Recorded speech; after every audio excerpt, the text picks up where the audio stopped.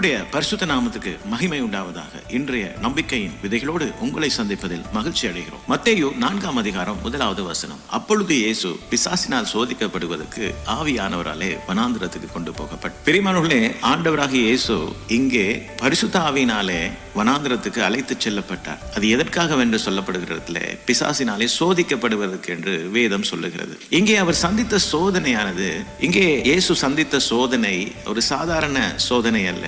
அதாவது பிசாசு தன்னுடைய தூதர்களை அனுப்பவில்லை, தனக்கு தெரிந்தவர்களோடாக அவன் வரவில்லை. அவன் நேரடியாகவே ஆண்டவரை வந்து அந்த இடத்துல எதிர்த்து நின்றான். அவரை சோதிக்க அவன் முயற்சி செய்தான். அவன் மறந்து விட்டான், என்னை படைத்தவரையே நான் சோதிக்கிறேன் என்பதை. Praise the Lord. ஆனால் நம்முடைய ஆண்டவருடைய அந்த தன்மையை நீங்கள் பார்த்தீர்கள் என்றால் அதிசயமான, அவருடைய பரலோகத்தின் அந்த அதிகாரத்தை எல்லாம் புறம்பே வைத்துவிட்டு அவர் அந்த கேள்விகளுக்கெல்லாம் அமைதியாக வேதத்தில் இருந்து, எழுதப்பட்ட சத்தியத்தில் இருந்து அவர் பதிலளிக்கிறதை நீங்க பார்க்க. அவர் சொல்லுகிறது எல்லாமே இப்படி எழுதியிருக்கிறபடி என்று சொல்லி சாத்தானுடைய அத்தனை சோதனைகளையும் அவர் ஜெயிக்கிறதை நாங்கள் பார்க்கலாம். இந்த இடத்திலே ஆண்டவர் நமக்கு சொல்லிக் கொடுக்கிற ஒரு பெரிய சத்தியம்தான், நம்முடைய வேதத்துக்கு எத்தனை வல்லமை உள்ளது. ஆண்டவராகிய இயேசு கூட இந்த வேதத்தின் வசனங்களை கொண்டு சாத்தானை ஜெயிப்பாரானால் நமக்கு இன்று அது எத்தனை உறுதுணையாக அமைய போகிறது.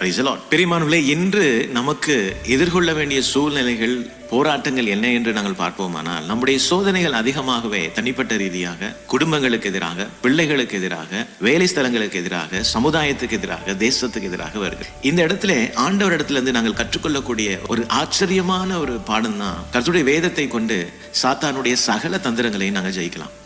அவருடைய வசனங்களை கொண்டு சத்துருவின் கோட்டைகளை நாங்கள் தகர்க்கிறதுக்கான அதிகாரத்தை பெற்றவர்கள். கர்த்தர் தாமே இந்த நாளிலே இந்த வசனங்களோடு உங்களை ஆசீர்வதித்திருப்பார் நான் விசுவாசிக்கிறேன். தொடர்ந்தும் பைபிள் மேரத்தான் வேத தியான பகுதிகளை இணைந்து கர்த்தருடைய ஆசீர்வாதத்தை பெற்றுக் கொள்ளுங்கள். இன்று கர்த்தருடைய வார்த்தையை பயன்படுத்துங்கள். உங்கள் எல்லா சோதனைகளையும் கர்த்தருடைய வார்த்தையினாலே நீங்கள் ஜெயிக்க போகிறீர்கள். God bless you.